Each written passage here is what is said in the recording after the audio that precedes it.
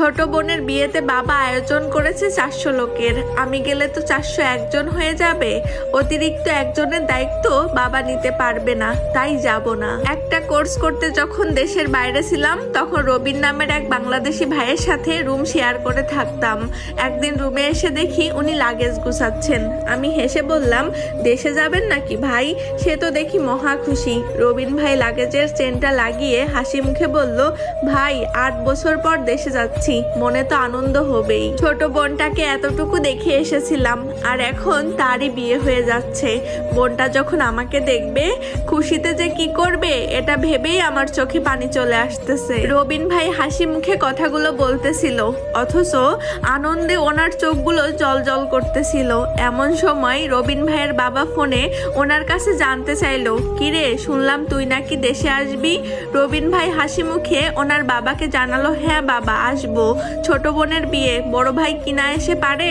অপর প্রান্ত থেকে ওনার বাবা বললেন, তোর শুধু শুধু এত টাকা খরচ করে আসতে হবে না, বিয়ে ঘরোয়া ভাবেই হবে। তাছাড়া নতুন জমি কিনেছি, টাকা পয়সার একটা বিষয় আছে না, তাই আসার দরকার নেই।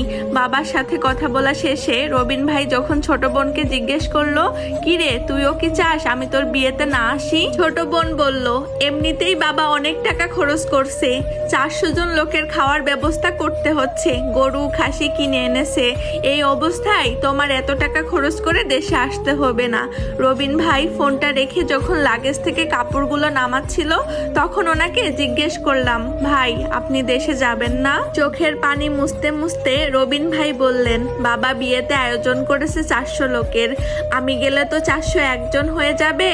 একজনের দায়িত্ব বাবা নিতে পারবে না, তাই যাব না। সেদিন নিজ চোখে একজন প্রবাসীর কষ্ট দেখেছিলাম একজন প্রবাসীর সাথে তারই কাছের মানুষগুলো কেমন নির্মম আচরণ করে। প্রতিদিন কাজ শেষ করে রবিন ভাই তার রুমে এসে ছোট ভাইকে ফোন দিত আর বলতো বাড়ির আশপাশটা একটু ভিডিও করে পাঠাতে, কিন্তু ছোট ভাই বিরক্ত হয়ে ফোন রেখে দিত। অথচ সেই ছোট ভাইকে কয়েকদিন আগেই বাইক কেনার জন্য টাকা পাঠিয়েছে। আমি যখন নতুন আইফোন কিনলাম তখন উনি আইফোনটা হাতে নিয়ে বললেন, এটাই তাহলে আইফোন যার জন্য মানুষ এত পাগল? আমি বললাম, আপনিও তো একটা ফোন কিনতে পারেন, কি একটা ফোন ব্যবহার করেন অর্ধেক ভাঙা? উনি হেসে বললেন, কিনবো একটা আইফোন ছোট বোনের জামাইয়ের জন্য। আমি ওনার দিকে তাকিয়ে মনে মনে ভাবতে লাগলাম, সব প্রবাসীরাই কি এমন হয় যারা নিজের জন্য একটুও ভাবেন না? প্রতিদিন রাতে রবিন ভাই খুব কাশতেন। একদিন ওনাকে বললাম, ভাই এবার অন্তত একটা ডাক্তার দেখান, আপনার শরীরের অবস্থা খুব একটা ভালো না। উনি কাশতে কাশতেই বলতেন, এখানে ডাক্তার দেখাতে যত টাকা খরচ হবে সেই টাকা দিয়ে বাবা নতুন একটা জমি কিনতে পারবে। আমি রেগে বলতাম, তাই বলে নিজের জন্য কিছুই করবেন না? উনি হেসে বলতেন, কয়েকদিন পর ডাক্তার দেখাবো, আসলে ছোট ভাইটা নতুন ব্যবসা করবে, তার জন্য আলাদা টাকা পাঠাতে হবে। এই অসুস্থতার কারণেই রবিন ভাই একদিন হুট করেই পরপারে পাড়ি জমান।